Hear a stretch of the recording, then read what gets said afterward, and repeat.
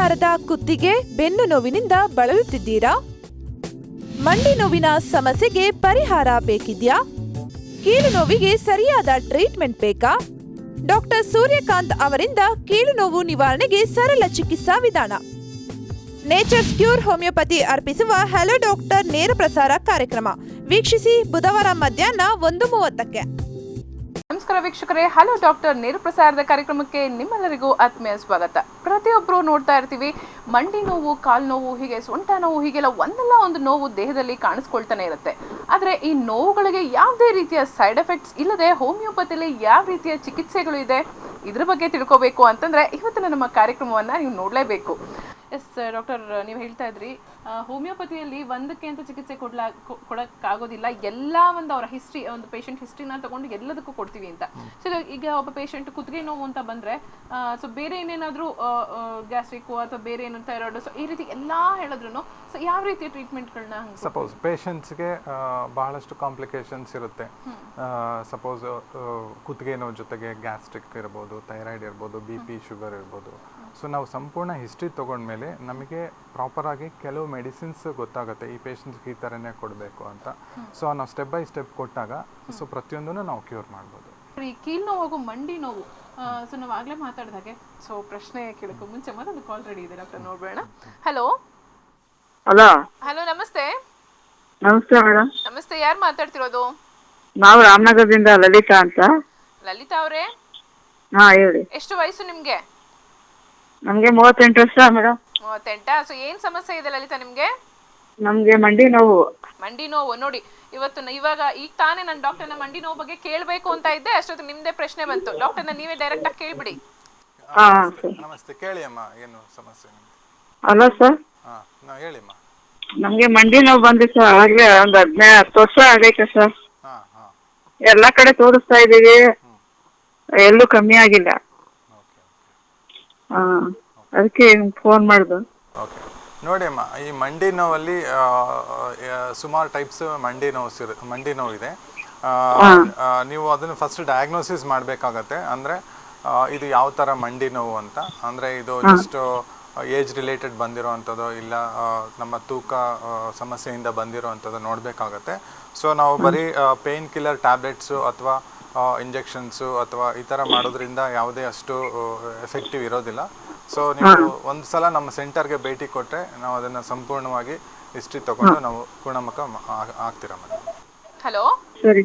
Hello ಹೇಳಿ. So ನೀವು ನೇರವಾಗಿ ಬಂದು ಒಂದ್ಸಲಿ ಭೇಟಿ ಮಾಡಿ ಮಾ. ನಿಮ್ಮ ಸಮಸ್ಯೆ ಬೇರೆ ಏನೇನೆಲ್ಲ ಇದೆ, ನಿಮ್ಮ ತೂಕಕ್ಕೋಸ್ಕರ ನಿಮ್ಗೆ ಮಂಡಿ ನೋವು ಬರ್ತಿದ್ಯೋ ಅಥವಾ ಬೇರೆ ಏನೇನಾದ್ರು ಸಮಸ್ಯೆ ಇದೆಯಾ ಅಂತ ನೋಡ್ಬಿಟ್ಟು ನಿಮ್ಗೆ ಟ್ರೀಟ್ಮೆಂಟ್ ಶುರು ಮಾಡ್ತಾರೆ doctor. Address madam? Address TV screen ಮೇಲೆ ಡಿಸ್ಪ್ಲೇ ಆಗ್ತಿದೆ, ಕಾಣಿಸ್ತಿದೆ. ಫಾರ್ ಅಪಾಯಿಂಟ್ಮೆಂಟ್ ಕಾಂಟ್ಯಾಕ್ಟ್ ಅಂತ ನಿಮ್ಗೆ ನಂಬರ್ ಕಾಣಿಸ್ತಿದ್ಯಲ್ವಾ, ಆ ನಂಬರ್ಗೆ ಕಾಲ್ ಮಾಡಿ ನಿಮ್ಗೆ ಕಂಪ್ಲೀಟ್ ಡೀಟೇಲ್ಸ್ ನಿಮ್ಗೆ ಕೊಡ್ತಾರೆ, ಅಡ್ರೆಸ್ ಕೊಡ್ತಾರೆ, ಎಲ್ಲವನ್ನ ನಿಮ್ಗೆ ಡೀಟೇಲ್ ಹೇಳ್ತಾರೆ. ಓಕೆ ಮಾ, ಧನ್ಯವಾದಗಳು ಕರೆ ಮಾಡಿದಕ್ಕೆ. ಎಸ್ ಡಾಕ್ಟರ್, ಸೊ ನಾವು ಬೇರೆ ಪ್ರಶ್ನೆ ಕೇಳೋಕೆ ಮುಂಚೆ ಇವ್ರದ್ದು ರಿಲೇಟೆಡ್ ಒಂದು ಪ್ರಶ್ನೆ ಕೇಳ್ತೀನಿ. ಅಂತಂದ್ರೆ ಈಗ ನೀವು ಹೇಳಿದ್ರಿ ಏಜ್ ರಿಲೇಟೆಡ್ ಕೂಡ ಈ ಮಂಡಿ ನೋವು, ಕೀಲು ನೋವು ಕಾಣಿಸುತ್ತೆ ಅಂತ ಹೇಳಿದ್ರೆ, ತುಂಬಾ ತೂಕ ಇದ್ರೂ ಕೂಡ ಅದು ನಮಗೆ ತುಂಬಾ ಎಕ್ಸಸ್ ಭಾರ ಆಗ್ಬಿಟ್ಟು ಕೂಡ ನಮಗೆ ಕಾಲುಗಳು ನೋವುತ್ತೆ ಅಂತ ಹೇಳ್ತಿದ್ರಿ. ಮತ್ತೆ ಏಜ್ ರಿಲೇಟೆಡ್ ಏನಿದೆಯಾ, ಈ ಏಜ್ನಲ್ಲೇ ಬರಬೇಕು ಮಂಡಿ ನೋವು, ಕೀಲು ನೋವು ಅಂತಿದೆಯಾ ಅಥವಾ ಏಜ್ ಆಗ್ತಾ ಆಗ್ತಾ ಬರೋ ಅಂಥದ್ದು ಯಾವ ಥರ? ನೋಡಿ, ಇದರಲ್ಲಿ ಕೀಲು ನೋವು ಅಂದರೆ ಮೇನ್ ಆರ್ಥ್ರೈಟಿಸ್ ಅಂತಾರೆ. ಸೊ ಈ ಆರ್ಥ್ರೈಟಿಸಲ್ಲಿ 2 ಟೈಪ್ ಇದೆ. ಒಂದು ಆಸ್ಟಿಯೋ ಆರ್ಥ್ರೈಟಿಸು, ಇನ್ನೊಂದು ರುಮೆಟಾಯ್ಡ್ ಆರ್ಥ್ರೈಟಿಸ್ ಅಂತ. ಸೊ ಈ ಆಸ್ಟಿಯೋ ಆರ್ಥ್ರೈಟಿಸ್ ಅನ್ನುವಂಥದ್ದು ಏಜ್ ಆದಮೇಲೆ ಬರೋವಂಥದ್ದು. ಏಜ್ ಅಂದರೆ ಆಫ್ಟರ್ 45 ಏಜ್ ಆದಮೇಲೆ ಬರೋವಂಥದ್ದು ಆಸ್ಟಿಯೋ ಆರ್ಥ್ರೈಟಿಸು. ಸೊ ಇದರಲ್ಲಿ ಮೇಯ್ನ್ ಏನಾಗುತ್ತೆ ಅಂದರೆ ನಮ್ಮ 2 ಬೋನುಗಳ ಸೆಂಟ್ರಲ್ಲಿ ಕಾರ್ಟಿಲೇಜ್ ಇರುತ್ತೆ, ಅದು ಕುಷನ್ ಥರ ವರ್ಕ್ ಮಾಡ್ತಾ ಇರುತ್ತೆ. ಸೊ ಆ ಕಾರ್ಟಿಲೇಜು ಸವೆತದಿಂದ ಮೂಳೆಗಳು ಫ್ರಿಕ್ಷನ್ ಆಗಿ ಅದು ಆಸ್ಟಿಯೋ ಆರ್ಥ್ರೈಟಿಸ್ಗೆ ಟರ್ನ್ ಆಗುತ್ತೆ. ಸೊ ಈ ಆಸ್ಟಿಯೋ ಆರ್ಥ್ರೈಟಿಸ್ ಮೇಯ್ನ್ ಲಕ್ಷಣಗಳು ಅಂದರೆ ಪೇಯ್ನ್ ಬರೋದು. ಸೊ ಓಡಾಡೋದಕ್ಕಿಂತ ಒಂದು ಕಡೆ ಕುತ್ಕೊಂಡ್ರೆ ಜಾಸ್ತಿ ಪೇಯ್ನ್ ಬರುತ್ತೆ ಆಸ್ಟಿಯೋ ಆರ್ಥ್ರೈಟಿಸ್ನಲ್ಲಿ. ಸೊ ಈ ಆಸ್ಟಿಯೋ ಆರ್ಥ್ರೈಟಿಸ್ನ ನಾವು ಹೇಗೆ ಫೈಂಡ್ ಔಟ್ ಮಾಡ್ಬೋದು ಅಂದರೆ ಎಕ್ಸ್ರೇ ಅಥವಾ CT ಸ್ಕ್ಯಾನ್ ಅಥವಾ ಇನ್ನೂ ಗೊತ್ತಾಗಿಲ್ಲ ಅಂದರೆ ನಾವು MRIಯಲ್ಲಿ ಕಂಡುಹಿಡಿಬೋದು.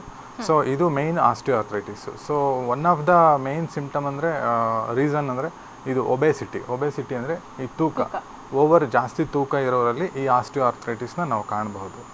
ಸೊ ಇನ್ನು ನೆಕ್ಸ್ಟ್ ಒನ್ ರುಮಟಾಯ್ಡ್ ಆರ್ಥ್ರೈಟಿಸು, ಅದು ಸಹ ಬಹಳ ಜನರಿಗೆ ಇದೆ, ಬಟ್ ಆಸ್ಟಿಯೋ ಆರ್ಥ್ರೈಟಿಸು ಪ್ರಮುಖವಾಗಿರುತ್ತೆ. ಈ ರುಮಟಾಯ್ಡ್ ಆರ್ಥ್ರೈಟಿಸ್ಗೆ ಯಾವುದೇ ಏಜ್ ಫ್ಯಾಕ್ಟರ್ ಇಲ್ಲ. ನೀವು ಹೇಳ್ದಂಗೆ ಏಜ್ ಫ್ಯಾಕ್ಟರ್ ಇಲ್ಲ, ಅದಕ್ಕೆ ಯಾವ ಏಜಲ್ಲಾದರೂ ಬರ್ಬೋದು. ರುಮಟಾಯ್ಡ್ ಆರ್ಥ್ರೈಟಿಸ್ ಬರೋದು ಜೆನೆಟಿಕ್ ಫ್ಯಾಕ್ಟ್ರಿಂದ. ರುಮಟಾಯ್ಡ್ ಆರ್ಥ್ರೈಟಿಸ್ನ ನಾವು ಆಟೋ ಇಮ್ಯೂನ್ ಡಿಸೀಸ್ ಅಂತ ಹೇಳ್ತೀವಿ.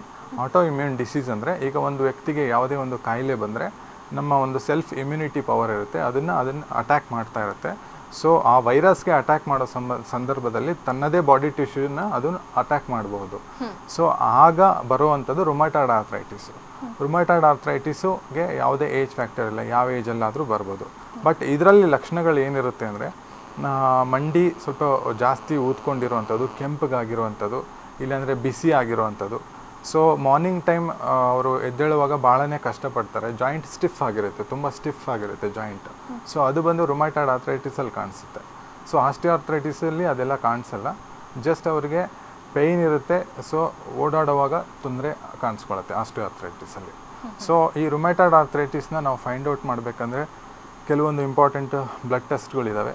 ಸೊ ಆರ್ ಎ ಫ್ಯಾಕ್ಟರ್ ಅಂತ, ಆರ್ ಎ ಫ್ಯಾಕ್ಟರ್ ಅಂದರೆ ಅದನ್ನು ರುಮಟಾಯ್ಡ್ ಆರ್ಥ್ರೈಟಿಸ್ ಫ್ಯಾಕ್ಟರ್ ಅಂತಾರೆ. ಸೊ ಇದರೆಲ್ಲರಲ್ಲೂ ಪಾಸಿಟಿವ್ ಕಾಣಿಸಲ್ಲ, ಒಂದು 80% ಪೀಪಲಲ್ಲಿ ಪಾಸಿಟಿವ್ ಕಾಣಿಸುತ್ತೆ. ಅದು ಬಿಟ್ಟರೆ ನೆಕ್ಸ್ಟ್ ESR ಅಂತಾರೆ, ಎರಿಥ್ರೋಸೈಟ್ ಸೆಡಿಮೆಂಟೇಷನ್ ರೇಟ್ ಅಂತ.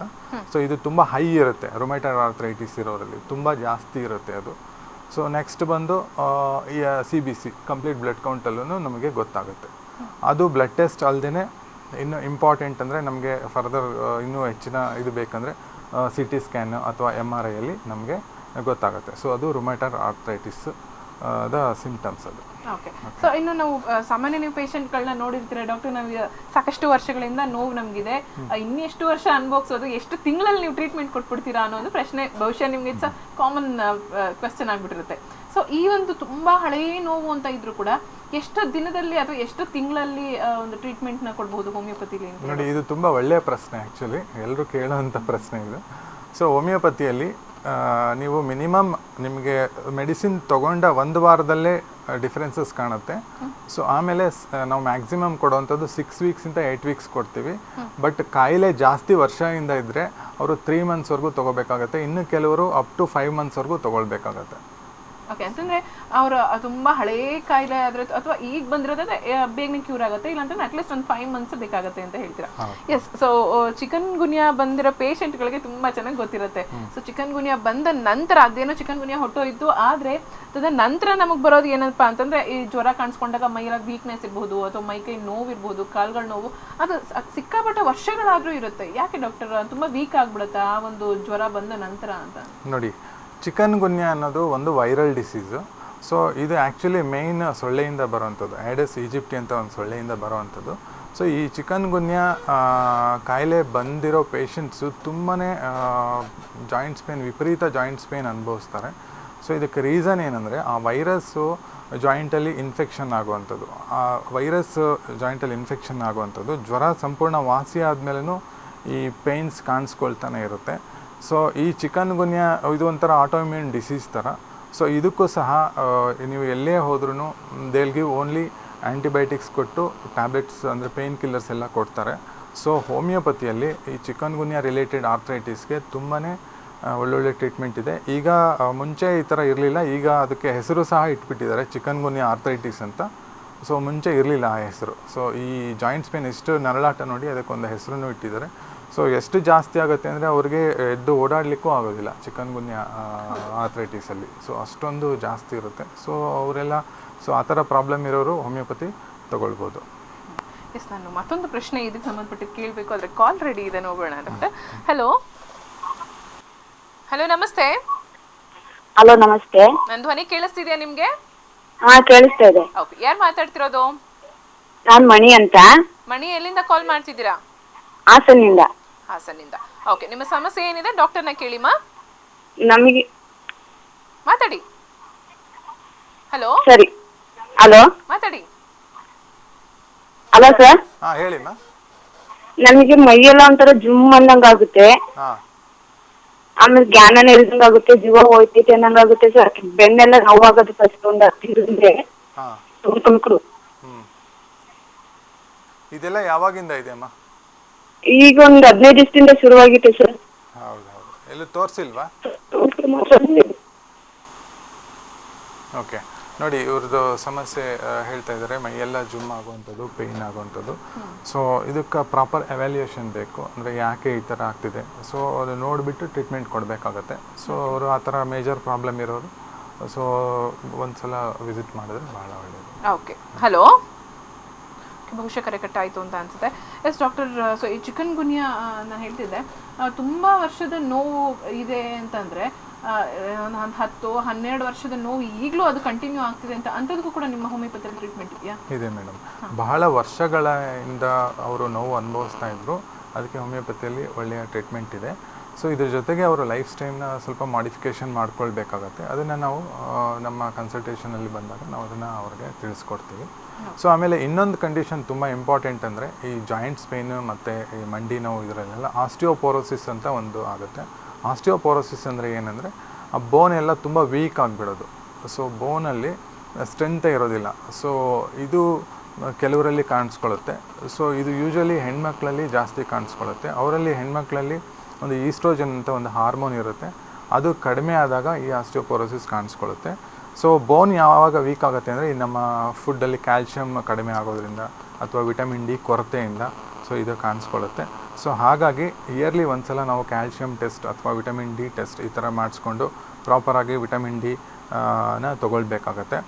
Sunlight is very good source of vitamin D. So osteoporosis also, ಅದರಿಂದನೂ ಆಸ್ಟಿಯೋಪೋರೋಸಿಸ್ ಆಲ್ರೆಡಿ ಇರೋರಿಗೆ ಸೊ ಈ ಥರ ಚಿಕನ್ ಗುನ್ಯಾ ಎಲ್ಲ ಬಂದರೆ ಅವ್ರಿಗೆ ಇನ್ನೂ ಓಡಾಡಲಿಕ್ಕೆ ಭಾಳ ಕಷ್ಟ ಆಗಿಬಿಡುತ್ತೆ. ಸೊ ಹಾಗಾಗಿ ಸೊ ಅವರು ಆ ಥರ ಟ್ರೀಟ್ಮೆಂಟ್ ಬರೀ ಪೇಯ್ನ್ ಕಿಲ್ಲರು ಇಂಜೆಕ್ಷನ್ಸ್ ತೊಗೊಳ್ಳೋ ಬದಲು so they can choose homeopathy. Okay, so ಇನ್ನು ನಾವು ಸಾಕಷ್ಟು ಈ 30 ಆಸುಪಾಸು ದಾಟಿದ ನಂತರ ಹೆಣ್ಣುಮಕ್ಕಳಲ್ಲಿ ನೋಡಿದ್ದೀವಿ ಹೆಚ್ಚು ಕೀಲು ನೋವು, ಈ ಸೊಂಟ ನೋವು ಕಾಣಿಸುತ್ತೆ ಅಂತ. ಇಟ್ಸ್ ಓನ್ಲಿ ಬಿಕಾಸ್ ಆಫ್ ಅವರ ಕ್ಯಾಲ್ಶಿಯಂ, ಮೂಳೆಯಲ್ಲಿ ಕ್ಯಾಲ್ಶಿಯಂ ಕಡಿಮೆ ಆಗುತ್ತೆ ಅಂತ ಇರ್ಬೋದಾ, ಅಥವಾ ಬೇರೆ ಏನಾದರೂ ರೀಸನ್ಸ್ ಇರ್ಬೋದಾ ಡಾಕ್ಟರ್? ಅಥವಾ ಈ ಕೆಲವು ಆಹಾರ ಪದ್ಧತಿಯನ್ನು ಚೇಂಜ್ ಮಾಡ್ಕೋಬೇಕು ಅಂತ ಏನಾದರೂ ಇರುತ್ತೆ? ಯಾವ ರೀತಿ ಸಮಸ್ಯೆಗೆ ಬರುತ್ತೆ? ನೋಡಿ, ಮೂಳೆ ಈ ಪೇಯ್ನು ಇದೆಲ್ಲ ಬರೋದು ಕ್ಯಾಲ್ಶಿಯಂ ಕೊರತೆನೂ ಒಂದು ಇಂಪಾರ್ಟೆಂಟ್ ಕಾರಣ. ಅದು ವಿಟಮಿನ್ ಡಿ ಬಹಳ ಬಹಳ ಇಂಪಾರ್ಟೆಂಟ್. ನಮ್ಮ ಇಂಡಿಯಾದಲ್ಲಿ ಆ್ಯಕ್ಚುಲಿ ಹೇಳಬೇಕಂದ್ರೆ ವಿಟಮಿನ್ ಡಿ ಯಾರೂ ಟೆಸ್ಟ್ ಮಾಡಿಸೋದೇ ಇಲ್ಲ. ಬಹಳ ಜನಕ್ಕೆ ವಿಟಮಿನ್ ಡಿ ಕಡಿಮೆ ಇರುತ್ತೆ.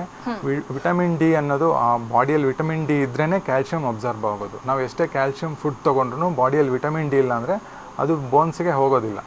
ಸೊ ಅದು ಬಹಳ ಜನಕ್ಕೆ ಗೊತ್ತಿಲ್ಲ. ಸೊ ಹಾಗಾಗಿ ವಿಟಮಿನ್ ಡಿ ತುಂಬ ಇಂಪಾರ್ಟೆಂಟು. ಅದು ನಾವು ನನ್ನ ಎಕ್ಸ್ಪೀರಿಯೆನ್ಸಲ್ಲಿ ನಾನು ನೋಡಿದ ಮ್ಯಾಕ್ಸಿಮಮ್ ಪೇಷಂಟ್ಸ್ಗೆ ವಿಟಮಿನ್ ಡಿ ಕಡಿಮೆ ಇರುತ್ತೆ. ಸೊ ಹಾಗಾಗಿ ಅವರು ಅದಕ್ಕೆ ಮಹತ್ವ ಕೊಡಲೇಬೇಕು ವಿಟಮಿನ್ ಡಿಗೆ. ಸೊ ಅದಲ್ಲದೆ ಇನ್ನು ಬೇರೆ ಬೇರೆ ಡಿಸೀಸಸ್ ಬಂದಾಗ, ಆಮೇಲೆ ಕೆಲವೊಂದು ಇನ್ನೂ ಇಂಪಾರ್ಟೆಂಟ್ ಅಂದರೆ ಈಗ ಕೆಲವು ಅಸ್ತಮಾ ಪೇಷಂಟ್ಸ್ಗಳು ಬೇರೆ ಬೇರೆ ಟ್ಯಾಬ್ಲೆಟ್ಸ್ ತೊಗೊಳ್ತಾರೆ. ಸೊ ಆ ಟ್ಯಾಬ್ಲೆಟ್ಸ್ದು ಸೈಡ್ ಎಫೆಕ್ಟಿಂದನೂ ಬೋನ್ ಡೆನ್ಸಿಟಿ ಕಡಿಮೆ ಆಗುತ್ತೆ. ಸೊ ಅದು ಒಂದು ಕಾಸ್ ಫಾರ್ ಆಸ್ಟಿಯೋಪೋರೋಸಿಸ್. ಸೊ ಆ ಬೋನ್ ಡೆನ್ಸಿಟಿ ಕಡಿಮೆ ಆಗೋದ್ರಿಂದನೂ ಪೇಯ್ನ್ ಜಾಸ್ತಿ ಬರುತ್ತೆ. ಸೊ ಅದಕ್ಕೆ ಆಸ್ಟಿಯೋಪೋರೋಸಿಸ್ನ ನಾವು ಫೈಂಡ್ ಔಟ್ ಮಾಡಬೇಕಂದ್ರೆ ಈ ಬೋನ್ ಡೆನ್ಸಿಟಿ ಟೆಸ್ಟ್ ಅಂತ ಸ್ಪೆಷಲ್ ಟೆಸ್ಟ್ ಇದೆ. ಅದನ್ನು ಮಾಡಿಸಿದ್ರೆ ನಮಗೆ ಗೊತ್ತಾಗುತ್ತೆ ಮೂಳೆ ಎಷ್ಟು ಸವೆದಿದೆ ಅಥವಾ ಎಷ್ಟು ಡಲ್ ಆಗಿದೆ ಅನ್ನೋದು ಅದರಲ್ಲಿ ಗೊತ್ತಾಗುತ್ತೆ. Okay, so fineness. ಸೊ ಕೀಲು ನೋವಿಗೆ ನಾವು ಎಲ್ಲೇ ಹೋದರೂ ಕೂಡ ಆಪ್ರೇಷನ್ ಮಾಡಬೇಕು, ಆಪ್ರೇಷನ್ ಮಾಡಿದ್ರೇ ಒಂದು ಟ್ರೀಟ್ಮೆಂಟ್ ಸಿಗೋದು, ನಿಮ್ಮ ಕೀಲು ನೋವು ಹೋಗೋಕ್ಕೆ ನೀವು ವಾಸಿಯಾಗೋದು, ಅಂದರೆ ನೀವು ಮುಂಚಿನಂತೆ ಆಗಕ್ಕೆ ಸಾಧ್ಯ ಅಂತ ನಾವು ಹೇಳಿರೋದನ್ನ ಕೇಳಿದ್ದೀವಿ. ಆದರೆ ನೀವು ಈಗಾಗಲೇ ಸಾಕಷ್ಟು ಆಪ್ರೇಷನ್ಸ್ನ ಅಂದರೆ ವಿತೌಟ್ ಆಪ್ರೇಷನ್ನ ನೀವು ಪೇಷಂಟ್ನ ಸರಿ ಮಾಡಿರೋದಿದೆ. ಸೊ ಅದ್ರ ಬಗ್ಗೆ ಏನು ಹೇಳ್ತೀರಾ ಡಾಕ್ಟರ್? ಮೇಡಮ್, ನಮ್ಮಲ್ಲಿ ಎಷ್ಟೋ ಜನ ಇನ್ನೇನು ಆಪ್ರೇಷನ್ ಆಗಲೇಬೇಕಂತ ಸಿದ್ಧವಾಗಿರೋ ಪೇಷಂಟ್ಸ್ ಎಲ್ಲ ಅವರು ಆಪ್ರೇಷನ್ಗೆ ಭಯಪಟ್ಟು ನಮ್ಮಲ್ಲಿ ಬಂದು ನಾವು ಹೋಮಿಯೋಪತಿ ಚಿಕಿತ್ಸೆ ನೀಡಿದಂಥ ಸಂಪೂರ್ಣವಾಗಿ ಗುಣಮುಖರಾಗಿದ್ದಾರೆ. ಆ ಥರ ತುಂಬ ಪೇಷಂಟ್ಸ್ ಇದ್ದಾರೆ. ಸೊ ಅದು one of the speciality of homeopathy madam. So ಇವಾಗ ಒಂದು ಮಂಡಿ ನೋವೇ ಇರ್ಬೋದು, ಇಲ್ಲ ಲಂಬಾರ್ ಸ್ಪಾಂಡಿಲೈಟಿಸೇ ಇರ್ಬೋದು. ಓಕೆ, ಸೊ ಇದಕ್ಕೆಲ್ಲನೂ ಸರ್ಜರಿನೇ ಉತ್ತರ ಅಲ್ಲ. ಸೊ ಅವರು ಫಸ್ಟು ಹೋಮಿಯೋಪತಿನ ಚೂಸ್ ಮಾಡಲಿ, ದೆನ್ ಲಾಸ್ಟ್ ಆಪ್ಷನ್ ಆಗಿ ಅವರು ಸರ್ಜರಿಗೆ ಇಟ್ಕೊಬೋದು madam. Okay, so thank you so much doctor. ಇನ್ನೂ ಸಾಕಷ್ಟು ಪ್ರಶ್ನೆಗಳು ನಿಮ್ಮಲ್ಲಿ ಇತ್ತು ಕೇಳೋದು. ಸೊ ಸಾಕಷ್ಟು ಜನ ಕಾಲರ್ಸ್ ಕೂಡ ಕಾಯ್ತಾ ಇದ್ರು ನಿಮ್ಮ ಹತ್ರ ಮಾತಾಡೋಕ್ಕೆ. ಸೊ ಸಾಕಷ್ಟು ಇನ್ಫಾರ್ಮೇಷನ್ಸ್ ಕೂಡ ನಮಗೆ ಕೀಲು ನೋವು ಹಾಗೂ ಈ ಮಂಡಿ ನೋವು ಬಗ್ಗೆ ತಿಳಿಸ್ಕೊಡ್ತಾರೆ. Thank you so much doctor. ನೋಡಿದ್ರಲ್ಲ ವೀಕ್ಷಕರೇ, ಇವತ್ತಿನ ಹಲೋ ಡಾಕ್ಟರ್ ನೇರ ಪ್ರಸಾರದ ಕಾರ್ಯಕ್ರಮವನ್ನು ನೇಚರ್ಸ್ ಕ್ಯೂರ್ ಹೋಮಿಯೋಪತಿಯಿಂದ ಡಾಕ್ಟರ್ ಸೂರ್ಯಕಾಂತ್ ಅವರು ನಮ್ಮ ಜೊತೆ ಇದ್ದರು. ಸಾಕಷ್ಟು ಇನ್ಫಾರ್ಮೇಷನ್ಸ್ನ ನಮಗೆ ತಿಳಿಸಿದ್ರು. ಮಂಡಿ ನೋವು, ಕೀಲು ನೋವು, ಈ ಎಲ್ಲ ಲಕ್ಷಣಗಳು ಹಾಗೂ ಈ ಮೂಳೆ ಸವಿತಗಳಿಂದ ಏನೆಲ್ಲ ಸಮಸ್ಯೆಗಳು ಬರಬಹುದು, ಇನ್ನು ಚಿಕನ್ ಗುನ್ಯಾದಿಂದ ಬರುವಂಥ ಒಂದು ಮೂಳೆಗಳ ಸವಿತ ಹಾಗೂ ಕಾಲು ನೋವು, ಈ ಮಂಡಿ ನೋವು, ಈ ಎಲ್ಲದಕ್ಕೆ ಹೋಮಿಯೋ ಪದ್ಧತಿಯಲ್ಲಿ ಅಂತಂದರೆ ಯಾವ ರೀತಿಯ ಒಂದು ಟ್ರೀಟ್ಮೆಂಟ್ ಇದೆ ಅನ್ನೋದನ್ನು ಕೂಡ ತಿಳಿಸಿದ್ರು. ಎಲ್ಲೇ ನೀವು ಹೋಗಿ ಕೊನೆಗೆ ನೀವು ಹೋಮಿಯೋಪತಿಗೆ ಬಂದರೂ ಕೂಡ ನಿಮಗೆ ಒಳ್ಳೆ ಟ್ರೀಟ್ಮೆಂಟ್ನ ನಾವು ಕೊಡ್ತೀವಿ ಅನ್ನೋದನ್ನ ಹೇಳ್ತಾ ಇದ್ರು ಡಾಕ್ಟರು. ಎಸ್, ನೀವು ಕೂಡ ಡಾಕ್ಟರ್ನ ಭೇಟಿ ಮಾಡಬೇಕು ಅಂತಂದರೆ ಚಂದ್ರ ಲೇಔಟಲ್ಲಿರೋ ನಮ್ಮ ನೇಚರ್ಸ್ ಕ್ಯೂರ್ ಹೋಮಿಯೋಪತಿಗೆ ಭೇಟಿ ಕೊಡ್ಬೋದು. ಈಗಾಗಲೇ 15 ವರ್ಷದಿಂದ ಈ ಒಂದು ಫೀಲ್ಡಲ್ಲಿ ಡಾಕ್ಟರ್ ಸೂರ್ಯಕಾಂತ್ ಅವರು ಇದ್ದಾರೆ. ಸೊ ನೀವು ಕೂಡ ಡಾಕ್ಟರ್ನ ಭೇಟಿ ಮಾಡಿ ನಿಮ್ಮ ಎಲ್ಲ ಈ ಸಮಸ್ಯೆಗಳಿಗೆ ಕೀಲು ನೋವು, ಬೆನ್ನು ನೋವು, ಮಂಡಿ ನೋವು, ಈ ಎಲ್ಲ ನೋವುಗಳಿಗೆ ವಿರಾಮವನ್ನು ಕಂಡುಕೊಳ್ಳಿ ಅಂತ ಹೇಳ್ತಾ ಇವತ್ತಿನ ಕಾರ್ಯಕ್ರಮವನ್ನು ಮುಗಿಸ್ತಾ ಇದ್ದೀನಿ. ಮುಂದಿನ ಕಾರ್ಯಕ್ರಮದಲ್ಲಿ ನಾನು ನಿಮ್ಮನ್ನು ಭೇಟಿ ಮಾಡ್ತೀನಿ. ಅಲ್ಲಿವರೆಗೂ ನೋಡ್ತಾ ಇರಿ.